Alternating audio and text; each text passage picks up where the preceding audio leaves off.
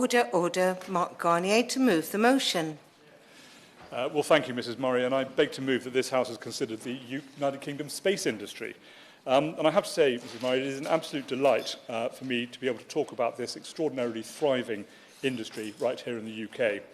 As the chair of the All-Party Space Group, I get the opportunity to see firsthand what is happening right here in the UK. And the All-Party Group has recently put on 4 exhibitions, taking over the Attlee Suite right here in Parliament to highlight various aspects of our thriving space industry. We started last year with launch and propulsion, and this was followed by current applications that use space. And we finished with 2 sessions on the future of space and the important issue of space sustainability. These exhibitions were very well attended by parliamentarians, civil servants and industry experts. And over these 4 events, over 40 space companies got the chance to highlight their skills and products to attendees. And these exhibitions were supported, I have to say, by ADS and UK Space, and my thanks goes to the teams who helped both with those events and to support the all-party group. But these drop-by exhibitions serve to highlight that the UK space industry is thriving, it is active and it is innovative. Indeed, it is a leader in smart thinking for the sustainability of space and how we must preserve it for future generations. Smart thinking on things like ESG, government kite marking for UK licensed space flights and the wider discussions of space sustainability bonds means the UK is a thought leader that will ensure the ultimate infinity of space is not lost to us because of an impenetrable cloud of space debris orbiting the Earth. Now, Mrs Murray, at this point I should declare that my fascination in this sector goes so far that I take interest in specific companies and organisations, and I would refer members to my register of both financial and non-financial interests. And I will, of course, avoid speaking about those interests that are financial this afternoon for important reasons. But my interest in space, by all means, yes. Can I commend the Honourable Gentleman for bringing this forward? I spoke to him beforehand, and I'm very keen to ensure that whenever this process moves forward in the engineering, that we in Northern Ireland can benefit. Does the Right Honourable Member not agree that with engineering as the largest sub-sector in Northern Ireland, as an example, and especially in the field of aerospace, skill and capacity levels are high and therefore ripe for further investment? And does the Right Honourable Member not further agree that Northern Ireland and the United Kingdom must be globally promoted as being shovel-ready, or, to use the terminology of the pun, or rocket-ready for greater investment? Mark Garnier. Well, my honourable friend is absolutely right, and I'll be mentioning Belfast a little bit later in my words. The University of Belfast has recently hosted some incredibly important energy beaming experiments, which are going to completely open up the possibility for the UK to be world leaders in the area of space-based solar power, which I'll be talking a little bit more about a bit later. But my interest in space is not just from the also fact that my unachieved desire to be an aeronautical engineer. My career in the City of London and interest in economics has given me the insight that recognises the space industry is the epitome of what Adam Smith talked about in his 1776 book, The Wealth of Nations. Because the reality is that the space industry is one that epitomises a mature economy's desire to seek ever more productive activities. And the UK in this area is doing particularly well. The UK space sector as a whole has a turnover of some £17.5 billion per annum, employing nearly 50,000 people, 2,300 of which are apprentices. But the sector drives a what?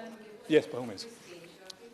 Thank you very much. I thank the Right Honourable Member for giving me, also for attaining this debate, which is of particular significance in Scotland and in my constituency in Edinburgh West. I recently visited San Francisco and the space industry there, where Edinburgh University is very highly regarded.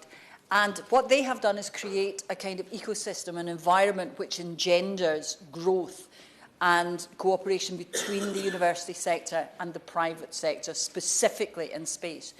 Do you feel that we are doing enough in this country to engender the same sort of ecosystem in places like Edinburgh, where there is that potential? We are, but we could always do more. And it's interesting that you chose that moment to intervene, because I was just about to mention actually what amazing things are going on in Scotland. And Scotland is fascinating for a whole load of different reasons. But she's absolutely right to raise these important points. And how we take forward our space industry from now with the relationship with the government is incredibly important to our success of it. And I will be talking a little bit more about it a bit later. But she should be very proud that Scotland is doing so incredibly well. And I'm very pleased to see a number of members from Scotland who have come here rightly to represent the interests of their constituents. And I look forward to hearing from them all a bit later. And in fact, my next line was that there are more CubeSats built in Glasgow than anywhere else in the world. And indeed, the space industry in UK has led to a number of key hubs for space across the country, in addition to Glasgow and the wider Scotland. And whilst it's sometimes easy to overdo the definition of a hub, we have a handful of significant centres leading the way. Harwell Science Innovation Campus near Oxford now hosts a large campus of space companies, from start-ups supported by the Satellite Applications Catapult through to offices for big primes in the European Space Agency. Surrey has its research park at Guildford, centred around UK leading satellite company Surrey Satellites. Cornwall has a hub developing around both the Newquay Spaceport and Goon Hilly Earth Station. Leicester has its own science and space park with a fabulous museum and of course, space-dedicated university. And Scotland not just has its hub around Glasgow, but also potentially 3 vertical and 2 horizontal launch centres. But the global opportunity is immense. Across the world, turnover is expected to grow from £270 billion in 2019 to £490 billion by 2030. And it's vital that the UK not only participates in this growth with our own domestic ambitions, but that we accelerate our opportunity by seeking wider export markets. The team is... Yes, by all means. Thank you, Mrs. Murray. I refer to my interests as the UK Space Advisor. Non-paid, of course. I would like to just ask my friend, would he agree with me that the UK government, this government, has put in more money into the space sector than any other government before it? It has, but it can always get better. And as we can. And again, I will come to this later in my words, but my honourable friend is absolutely right. It's support from government in this complicated sector is incredibly important.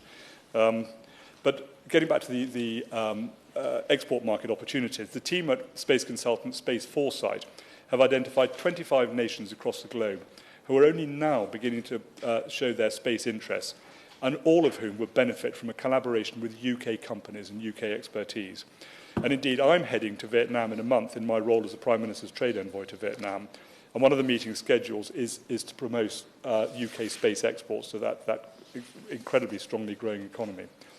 This is a huge opportunity for the UK to grow space technology exports to newly identified space nations.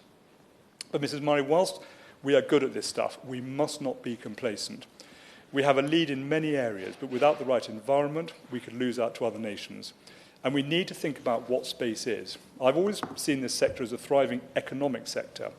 Yet one thing I've always noticed is the government, in the last restructuring, chose to locate this sector in the Department of Science, Innovation and Technology, as opposed to the Department of Business. Space is a business, not a science project. And whilst I have immense respect for those supporting the sector in DSIT, and they've done an incredibly good job, I would certainly hope the Minister could reassure me that his department sees space as a sector that is a contributor to our economy with a lot of commercial opportunity. But I would not want the Minister to feel that I do not appreciate what his and some other departments do for this sector. The government does invest directly into space activities, and according to the OECD, our public spending amounts to around 0.025% of our national GDP. It sounds like a small number, but in fact it's quite a significant amount of money. But when compared to other countries, it starts to look a bit small. In fact, it is half the relative commitment of Germany, India and Belgium. It is a third of the commitment of Italy and Japan, and it is a quarter of that investment by France and the United States of America. This sector is highly commercial, but because of the challenges of high upfront cost, other countries have discovered that de-risking opportunities for investors through grant funding stimulates private investment. And stimulating private investment into the sector, as I say, through grant funding is, I'm sure, something that I hope we could agree across all parties that this is something we should all get behind. But we should not necessarily see space as a sector in its own right. We have other assets within the UK that will benefit from a symbiotic relationship with this super high-tech, high-productivity sector of the economy. The City of London has been a global leader of finance and financial markets for a few centuries now. Expertise in trade finance, investment, insurance, currency trading and wider associated legal service has made the City of London a global financial hub for a long time. But our lead position is always under threat, and for the city to remain a leader, it needs to remain relevant. A few years ago, I prepared a discussion paper on how we can take inspiration from Gordon Brown's tax interventions on the UK film industry to find a way to stimulate the city as a space finance hub. Gordon Brown created tax breaks for film investment, and I suspect a direct line can be drawn from his intervention to the success of, for example, the Harry Potter franchise. And these are a series of films that would always have been made, but without that tax incentive, those spells may have been cast with a Hollywood accent. A selected tax break here, an innovative approach to governance there, and the city could dominate the world as the go-to place to raise money for space-related opportunities. The city will continue its path from being innovative financier of trade and across the globe to modern financier of trade beyond the globe.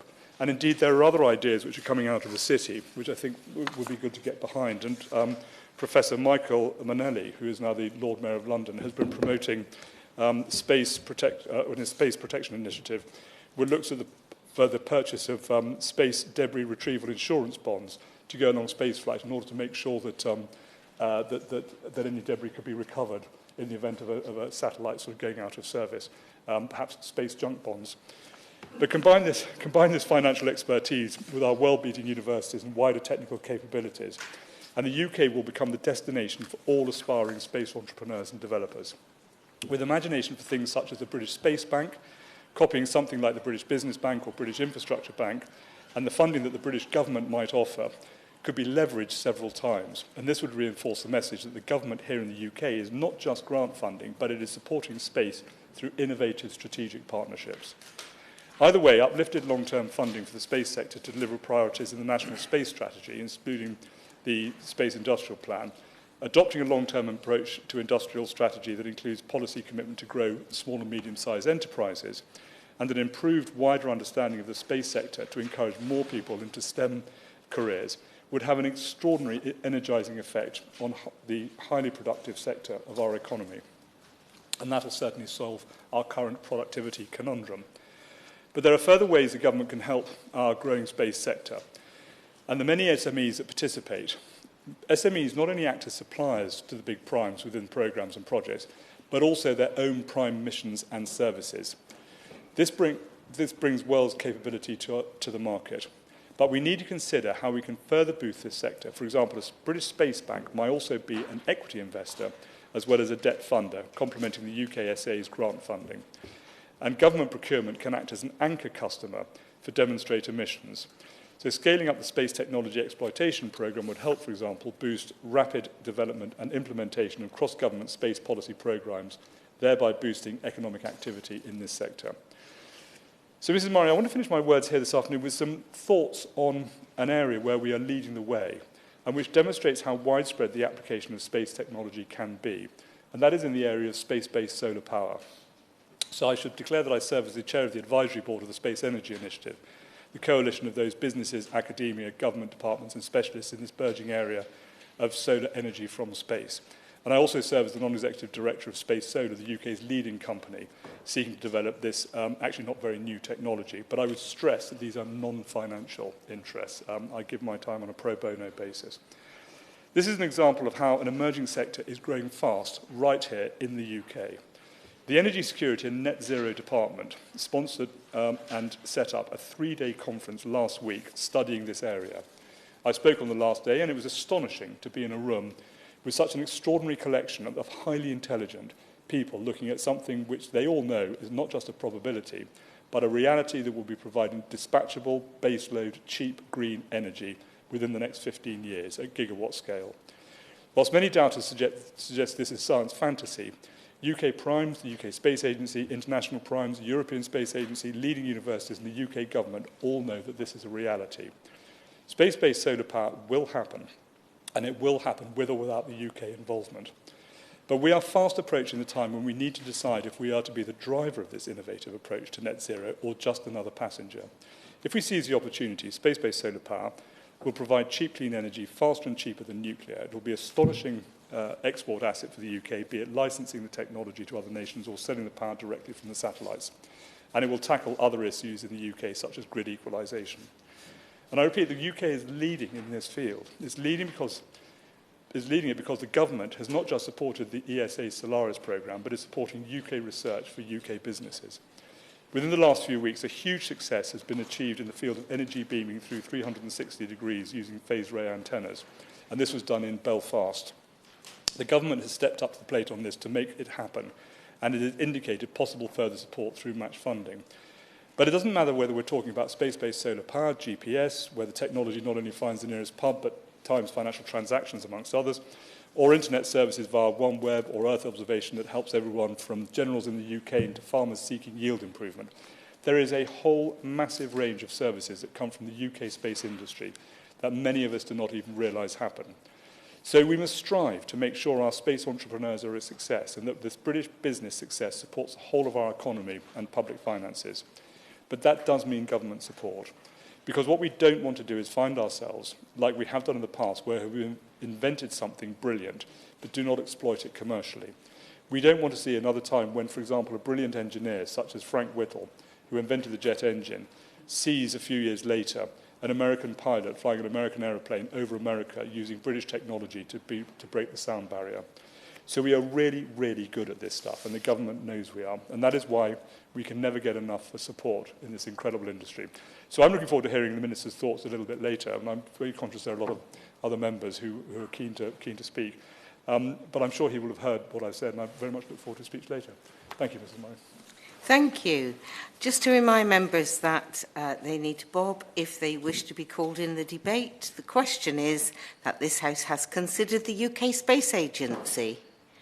Alistair Carmichael. Thank you very much, Mrs. Murray. It's a pleasure to serve with you in the chair, and I pay a warm tribute to the honourable gentleman for securing this debate and the work that he does in the sector. We've spoken about the strategic significance for the United Kingdom as a whole from the space industry, and everything that the honourable gentleman said in respect of that was absolutely correct. I thought the words that he came to in his peroration there, however, in relation to ensuring that we maximise the opportunities that will come from this industry were particularly pertinent. And for my constituency, that goes beyond the high-level opportunities that the honourable gentleman identified, and there are a number of very specific local opportunities for Shetland as we host on Unst, the most northerly of all the Shetland Islands, the Shetland Spaceport at Saxiford. That has been a quite remarkable progression. We have seen in recent times, as a consequence of a lot of hard work by the Shetland Spaceport, and I pay tribute to Frank Strang and his colleagues in particular in getting it to this point. It is now licensed by the CAA. We were delighted to see that it got a commitment of £10 million from the government in the budget, and indeed, such is the nature of the achievement that the Shetland Spaceport is now even getting some interest from the Scottish Government, so that must be welcome as well. Shetland, of course, and Unst in particular, if you look at the right map, Mrs. Murray, and I mean the right map is one of the maps that's got Shetland on us, and not just parked somewhere in the Murray Firth in a box. Shetland sits at the highest latitude point in the United Kingdom, and indeed it's one of the highest in Europe. That, in turn, allows for a greater payload to be launched for the same fuel efficiency. It turns many of the disadvantages with which we have struggled for so long into advantages. So because of where we are, there are natural opportunities for security and safety which would not necessarily be found closer to other larger centres of population. Of course, yeah. Thank you very much. I was also privileged to visit the honourable member's constituency last month to see the spaceport at Saxiford and see the work that's been done.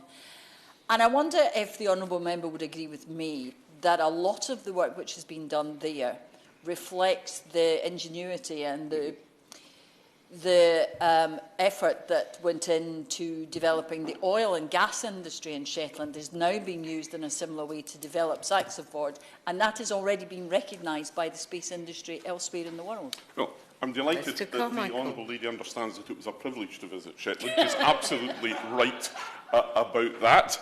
And actually, what I'm going to come on and say fits very well with that, because I think that there are lessons for Shetland to learn from its engagement with the space industry, from the way in which we engaged very successfully for the past 40-odd years with the North Sea oil and gas industry.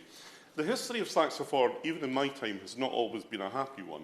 It was, back in the day, an RAF radar station waiting for the Russian bear in the Cold War to come screaming over the polar ice cap. With the ending of the Soviet Union and the coming down of the Berlin Wall, it was felt that that sort of presence was not necessary. It may have been somewhat premature. And I remember, as a Member of Parliament, when the RAF announced their drawdown from Saxiford in 2005. I remember going to a meeting in the Baltisound Hall of the local community and the absolute feeling of desolation that there was at that point, because RAF Saxiford had become such a massive part of the local economy in Unst. That was to go virtually overnight, and it was a struggle then to find something to replace it. So we welcome the coming of the space industry to Shetland. But we welcome it on our own terms, and we want to maximise for ourselves, as we did with the offshore oil and gas industry, the opportunities that it can bring to our communities. Now, some of this is already starting to emerge. Saxiford Space Force has a science, technology, engineering and maths initiative, which already sees collaborative research and development projects underway with academic institutions, including the University of Alaska, the University of Strathclyde, and Edinburgh University. I suspect that Edinburgh is probably the least welcoming of the environments in terms of temperature of all three of these ones. They also have an outreach programme to local Shetland schools and colleges, generating future technical skills in the area, ensuring a sustainable space-like ecosystem in Shetland and the wider United Kingdom. For us as a community, keeping young people in our community or getting them the opportunities to come back when they've been away and had their education is absolutely critical. So for us, we see this as an opportunity. It has to be said also, though, that the coming of a spaceport to Unst is going to be transformative for the community. And one of the projects that the community themselves are keen to proceed with, and which I think is deserving of some support from the Scottish Government and the United Kingdom Government, is to replace our inter-island ferries with fixed links, tunnels going from mainland Shetland to Yell and Yell to Unst then. It is something, I think, that is a case that stands well in its own right. It's not an easy thing. If you want to see the opportunities that come from the construction of tunnels at this one, then you need look no further to our neighbours to the northwest in the Faroe Islands. But that is the sort of thing which I think should be Shetland's price for paying host to the space industry. That's the sort of opportunity which I think we as a community should be entitled to exploit and to expect cooperation and support from government elsewhere. We're putting a lot of ourselves into this industry. This industry has a big significance strategically for the United Kingdom, economically, militarily, and just about every other way imaginable. So when the Minister comes to reply, I hope he might acknowledge the significance of the contribution that Shetland stands to make for the rest of the United Kingdom, and the understanding that if we are going to step up to the plate for the benefit of the rest of the United Kingdom, then the rest of the United Kingdom should acknowledge that responsibility. Steve Double. Thank you very much, Mrs Murray. It is a pleasure to speak in this debate, and I congratulate my honourable friends and Member for Wye Forest for securing it. Something exciting has been happening in Cornwall with regard to the space industry in recent years. We have seen the revival of the Goon Hilly satellite tracking station, which is a world-leading facility there. But I'm incredibly proud to have the Spaceport Cornwall based at Newquay Airport in my constituency.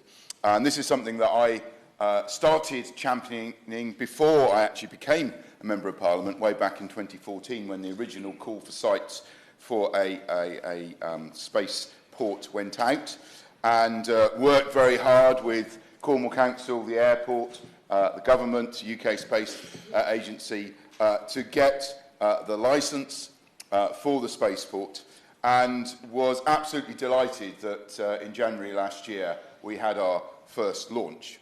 Well, almost. Frustratingly and sadly, due to a faulty $100 fuel filter, the final stage of the rocket burn failed, and so the satellite sadly didn't reach their intended orbit. But that shouldn't distract from the fact that, with regards to Spaceport Cornwall, we played our part perfectly. Everything went well in terms of the spaceport. And Spaceport Cornwall remains the only licensed spaceport in Europe, and we are ready to launch again.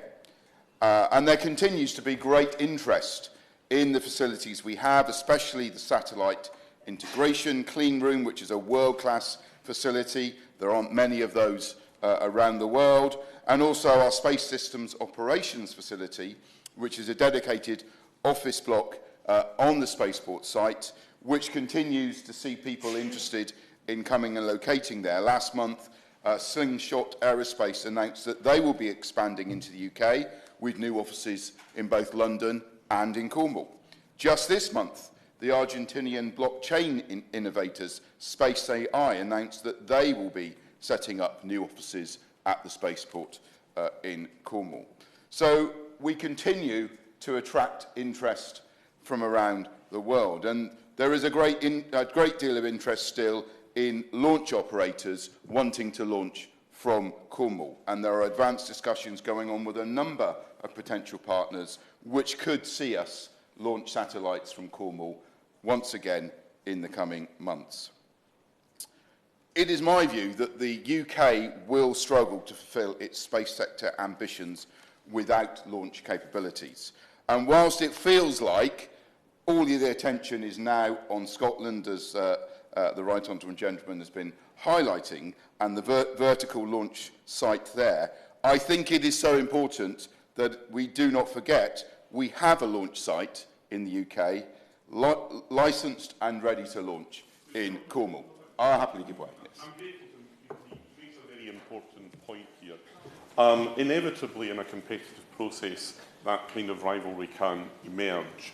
But actually, the real rivalry is between the UK space industry and space industry elsewhere in Europe and the world. And there must be a role, surely, for horizontal launch in Cornwall, vertical launch in Shetland, and also at the Sutherland space site as well. I'm very grateful, and he makes the point that actually I was literally about to make, which is amazing how often that happens in debates, isn't it? Because I'm convinced that there is room for both. That if the UK is really going to play the role it aims to play as being a world leader in the space industry, we need both capabilities in the UK of vertical and horizontal launch, because I'm convinced that horizontal launch will very much be part of the future of space launch. As satellites get smaller, a horizontal launch will be the sustainable and more accessible option for many operators wanting to put satellites into space.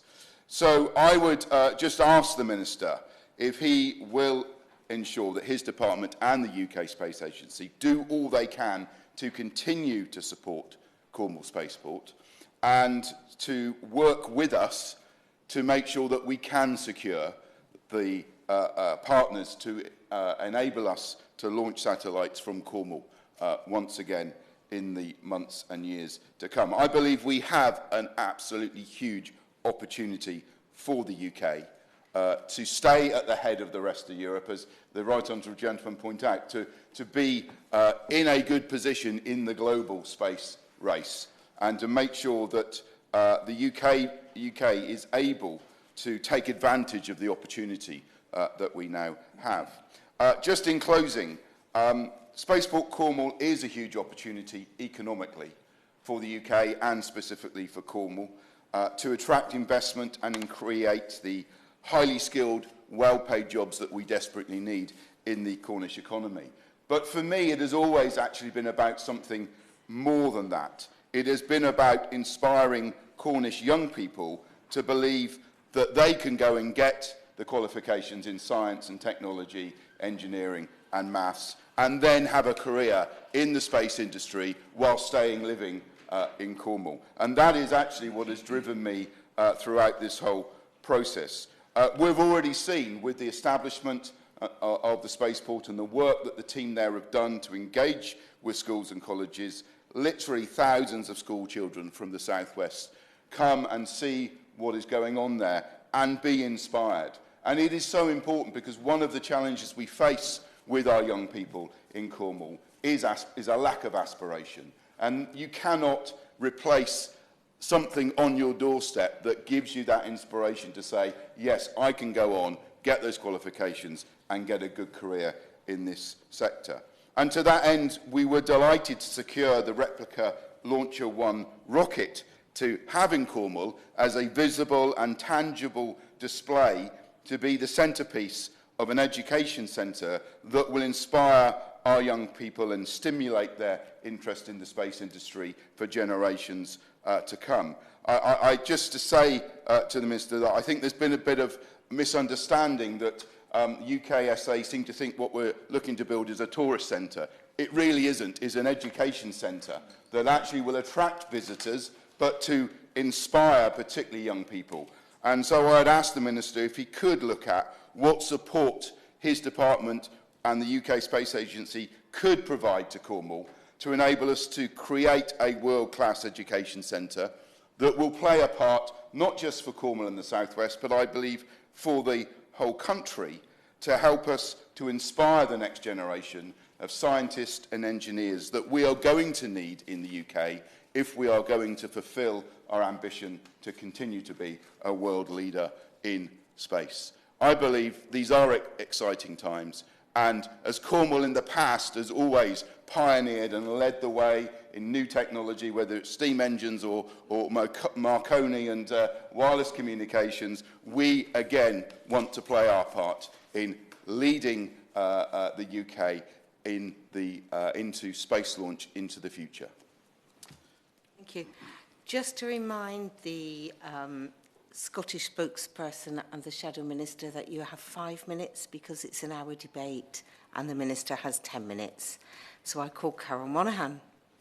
Thank you, Mrs Murray. It's a pleasure to serve under your chairmanship, and I think it's quite fitting that you're in the chair today because you've been such a champion for Cornwall Spaceport, and I hope that might get me an extra minute or two, alongside your colleague from St Austell. But I do want to correct him slightly. He said he talked about the failure of the launch. The launch was actually successful. The failure came after that. And I think that we've got to take those positives from this, because this is going to be a learning process. As a former teacher, there's two things that get children really excited: dinosaurs and space. Now, if we could get dinosaurs and space rockets, I think we'd have everything sorted. But the space sector is important. It's important for technology development, it's important for Earth observation, and increasingly important for security and defence. And Scotland, of course, plays a key role in that.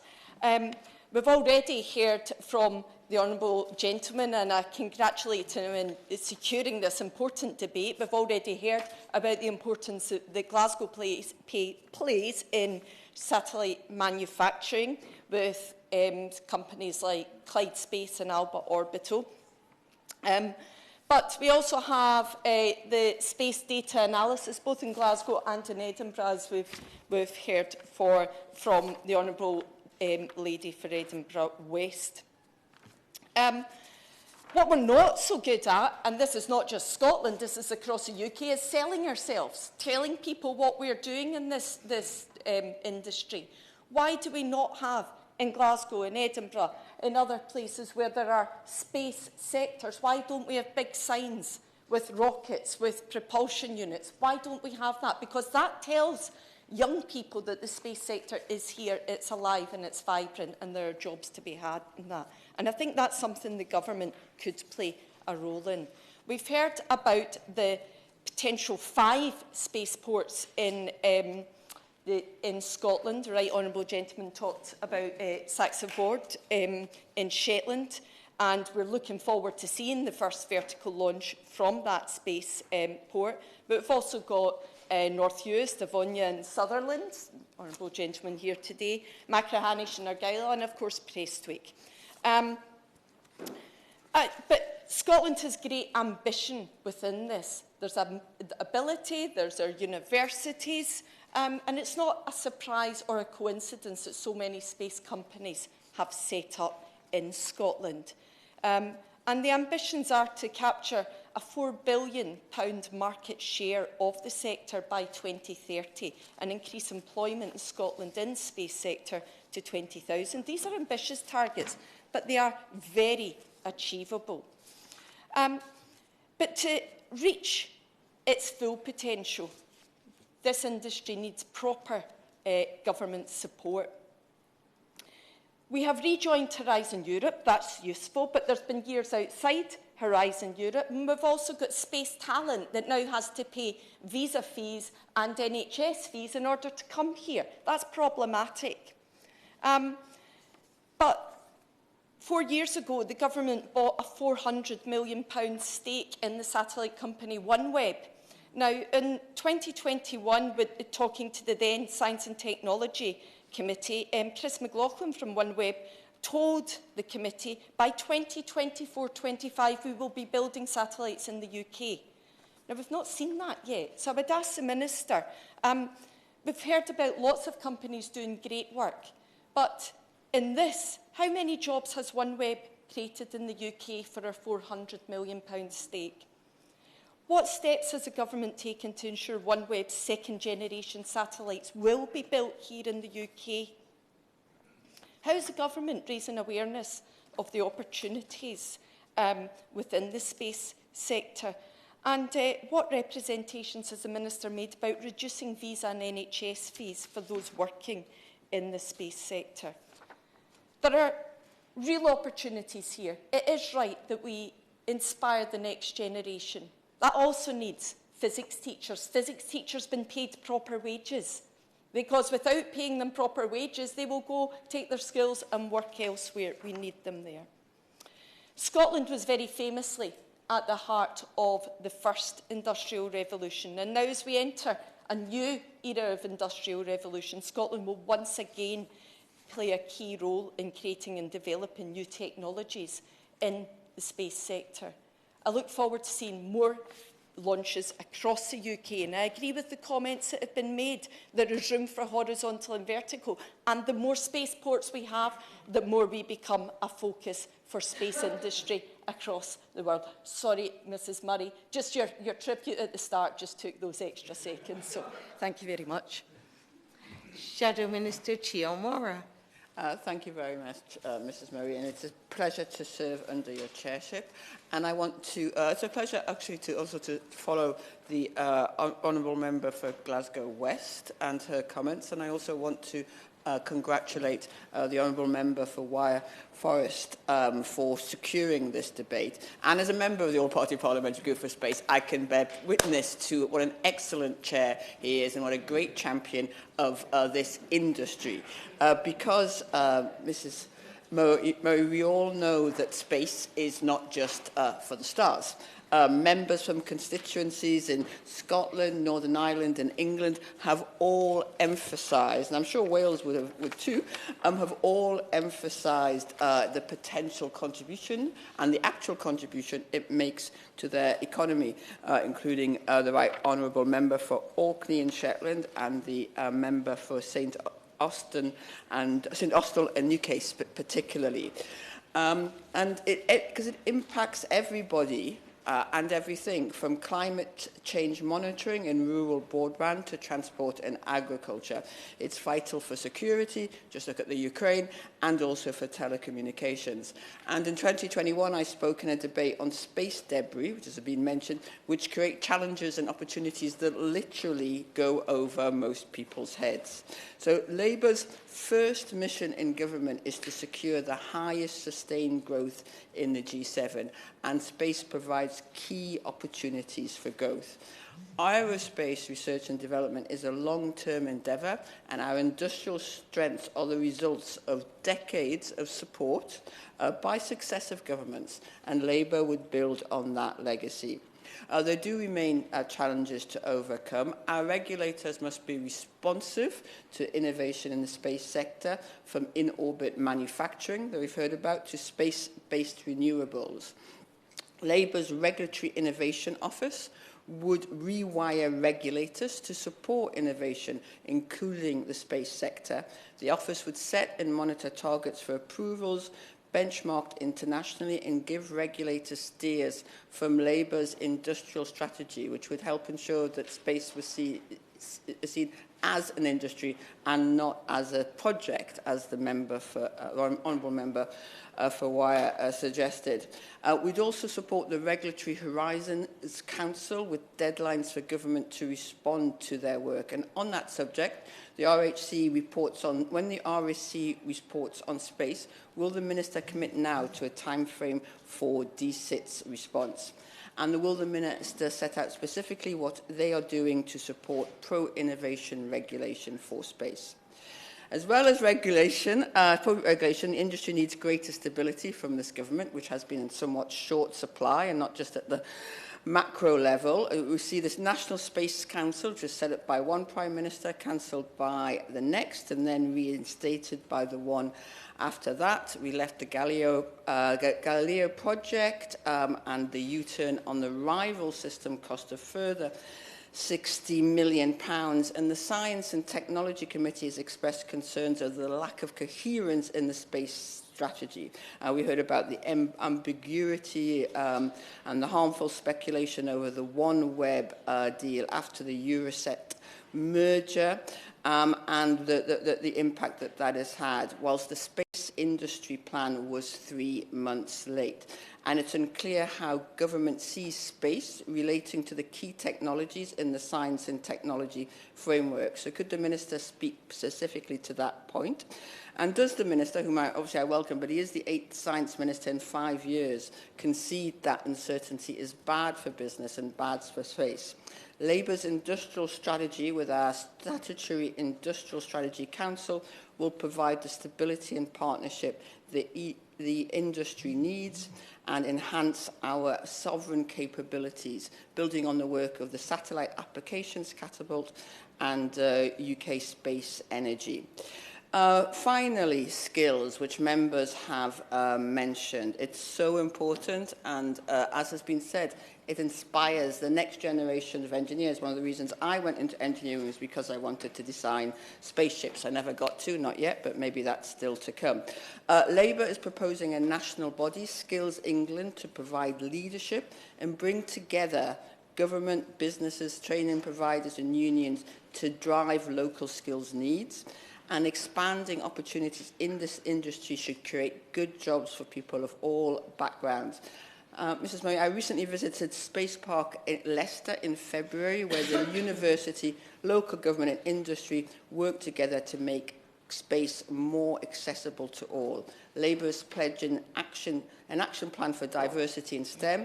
I hope the Minister will support that, and I hope that we can see space as an opportunity for all. Thank you.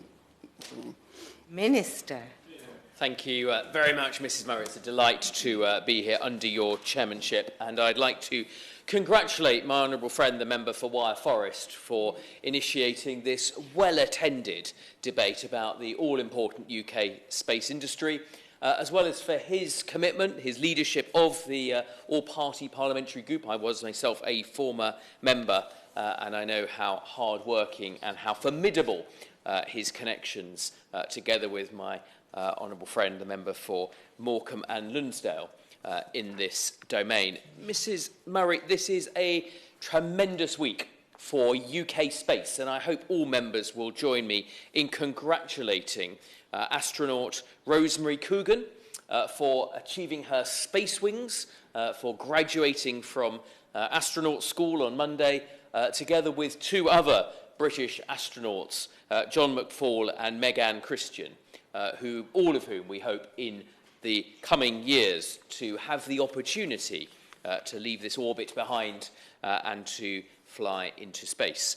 It's been enlightening to hear all of the important points that honourable members have raised in today's debate, including the way in which space and its attendant industries touch every single part of the United Kingdom. Indeed, today's debate encapsulates the importance of Spaceport Cornwall all the way to the very opposite tip of these isles in Shetland and Orkney. And there couldn't be any better example of that. Space is important. It is important to everybody, and it is an important economic activity, which is why the government has a clear set of plans. And I can assure you, Mr. Chairman, that we are delivering upon them daily. In 2021, we published the UK's first ever cross-government national space strategy. And we are spending now approximately £650 million a year on space. That is an uplift of over 70% to the amount that we spent as a nation in 2018-19. I should be clear that that does not include all of the space-related investment and spend on projects from the UK research body, Copernicus, and the Ministry of Defence. I give way. I thank the Minister for giving way. Of course, as the Minister knows, work continues apace at the Southern Spaceport, and it's interesting, is it not, the recent announcement of the amount of money, investment that Orbex has attracted. Part of this is private money, and the markets speak, and when they speak, we listen. But going back to the remarks made by the Honourable Member for Newcastle, Central Newcastle upon Tyne, it is about skills, and the big challenge for us is how are we going to get the seed corn we need to develop these skills, these homegrown skills. So the suggestion I want to make to the Minister is that the government should showcase everything it should be proud of it's doing on this front by holding sort of space industry fairs in various... If this is an intervention, it is. Could I recommend that this consideration is given to this in the various parts, such as Caithness in my constituency? Thank you. Well, the honourable gentleman is absolutely right, not just to champion the spaceport in his own constituency, to mention the importance of what they call private space, companies like Orbix who are pioneering new ways of reaching for the stars, but also, and I think a number of honourable members have made exactly this point, the significance of space as an ability to make an economic contribution, but also to inspire future generations. And I will take away his idea of a space youth fair. I think that was what he was suggesting. What a wonderful idea. Let's see what we can do together with the UK Space Agency. The Honourable Member for Newquay and... forgive me, St Austell. Newquay and Austell made exactly the same point in respect of Spaceport Cornwall, and that's very important as well. Working with colleagues at the Ministry of Defence, because one of the points that is often made is about how the United Kingdom could be more joined up in its space endeavours. The Space Council, in whichever iteration, brings together other departments in orbit with the Ministry of Defence so that we can continue to punch above our weight. And we have recently opened a joint space command centre for both civilian and military space. My honourable friend for St Austell and Newquay mentioned his hard work before Spaceport Cornwall was even established. That is a huge testimony to him and the work that he does, I know, for his constituents across North Cornwall. He also mentioned Goonhilly and the very significant space cluster that exists in Cornwall. The government remains extremely supportive of Spaceport Cornwall, all of its endeavours, and the point is very well made about the launch capability of the United Kingdom. That is something that I talk both to the UK Space Agency but also to the Ministry of Defence in these uncertain times about. The Honourable Member for Orkney and Shetland, to go to the other end of these isles, talked about Shetland Spaceport. It does indeed have formidable natural advantages, and so inspired by the opportunity, the government resolves to do everything that it can, and that was why my friend the Chancellor so significantly put an investment into Saxiford, subject to reaching acceptable terms. It is, if I may, Madam Chairman, a small vignette that in this very important week for defence spending, that under Labour we saw the Labour Party cutting defence, closing RAF Saxiford, and it's under this Conservative government that we are investing in the future of Shetland. And I hope that that doesn't provoke another intervention from my colleague. We are bringing together. Well, it's a fact. I mean, the fact sometimes can be provocative, but nevertheless, it is a fact. We are bringing together many of the UK assets in space into the Harwell Science Campus Space Cluster. And whilst it is also a significant contribution to levelling up, and we have published not just the space industrial plan, but plans for space clusters, space investment funds. I believe that the Honourable Lady for Newcastle and Central and myself will both be speaking at Space Northwest in June, which will give us both an opportunity to commit to the future of space in that important region of the United Kingdom, because it does, as the Honourable Member for Wyre Forest raised his point about Adam Smith, the comparative advantage and the productivity of this nation, space is absolutely at the heart of that. Just this week, it's a busy world in space. This is going to be a busy and banner year, and we hope to see space launches from European soil for the first time.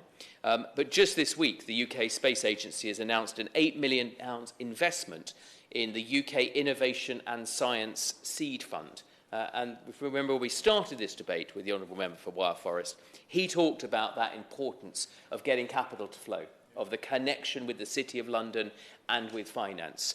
And I hope that that £8 million at the very earliest stage, the seed and even the pre-seed stage of their life cycle, could make a real contribution to growing that space supply chain as well as skills. We will be responding to the Regulatory Horizons Council report on space well within the allotted time frame. That is the commitment that we make. Before the summer, before we all break for the summer, we will be publishing the Space Workforce Skills Plan, which I know is also something that the Honourable Lady for Newcastle Central raised, and is very close to my heart, and that I suspect of members. The Honourable Member for Strangford has left, but Northern Ireland, as with all of the regions, is a very important part of this. Its legacy and history in aerospace engineering is something that I firmly hope that we can continue to bring to bear. I see that time is running out. I mean, there's so much more we could be talking about. We're off to ESA, where our commitment to that particular body remains as strong as it ever is. I'll give way very briefly. Two questions, Minister. You haven't mentioned visa fees for space experts coming here, and also OneWeb. Well, I would suggest the Honourable Lady, I'd be delighted if the Honourable Lady wants to put in for another debate. You can see that there's a very significant appetite to discuss some of these issues. Of course, the government is very committed to maximising the economic advantage, the strategic advantage of OneWeb. That is a company that is based here. I visited it just down the road in Shepherd's Bush. I think it's still called Shepherd's Bush. The new White City campus is where thousands of satellites licensed and regulated out of the UK are being flown as we speak, and delivering all sorts of contributions to society. But as the Honourable Lady, whose contribution to science I know very well and are very supportive of, I would love to engage further when we have a little more time, because I know that the Chair is looking at me with a look that says hurry up as quickly as we can. So we will continue to work, I think, across this House through organisations like the All-Party Parliamentary Group, with industry, with the supply chain, with our partners internationally, both through multilateral forums like the European Space Agency, but bilaterally as well. And we will do all of that with the objective of ensuring that the United Kingdom remains a strong spacefaring nation, and that the citizens of this country benefit from the prosperity and the inspiration that comes with space. Thank you, Minister. Mark Garnier, to sum up. Well, again, thank you all very much indeed. Thank you, Mrs. Murray, for your overseeing this debate. It's been very, very enlightening, and I'm incredibly conscious of the fact that Scotland is very, very well represented here. It is a fantastic industry, this, and I'm very grateful to the Minister for raising the points he did. Launch is an interesting area. Launch is logistics, but it is the inspirational part that people will look at. When we see rockets launching into space from the United Kingdom, then that will be the point when everybody will get incredibly excited about that. And I am grateful we are doing extraordinarily well in terms of licensing and spaceflight licensing here with the Civil Aviation Authority. We have an absolutely fantastic opportunity in the space sector. I am an absolute evangelist of this whole sector, and I think it's wonderful. And I'm very, very grateful to the Minister for giving commitment of that, particularly that amount of money that's going to be invested into the UK space sector. It is absolutely crucial. Space is very difficult. It's very, very tricky. Getting things working in space requires a lot of investment in getting it up there. Commitment from the UK government is exactly what we need in order to de-risk it, to generate more private capital coming into this sector. Ultimately, we want it to be sponsored and funded entirely privately unless the UK government is a customer. But we can get there, but we do need, the sector does need help in order to get that far. So, Mrs. Murray, thank you very much indeed. I'm very conscious we're about to have a bell any second now for a vote, but thank you very much. Thank you. The question is that this House has considered the UK space industry. As many as are of that opinion say aye. Aye. To the contrary, no. The ayes have it. The ayes have it. Order, order.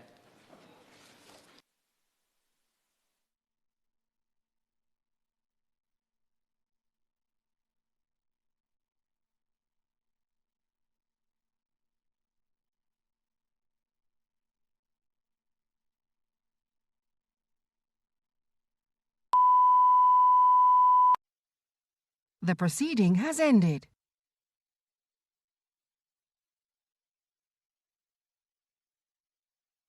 The proceeding has ended.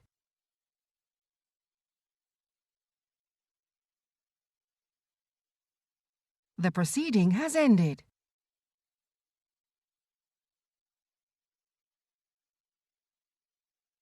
The proceeding has ended.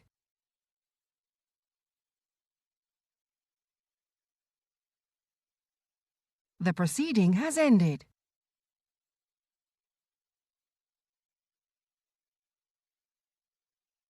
The proceeding has ended.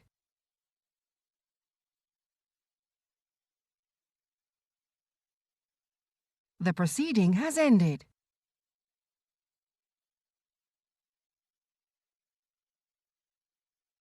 The proceeding has ended.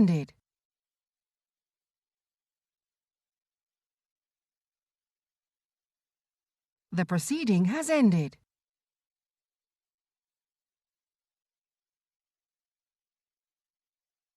The proceeding has ended.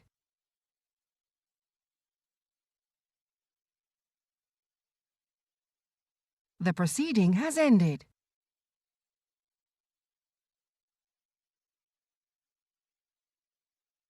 The proceeding has ended.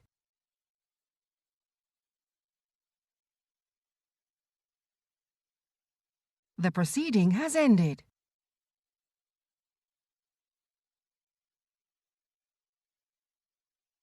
The proceeding has ended.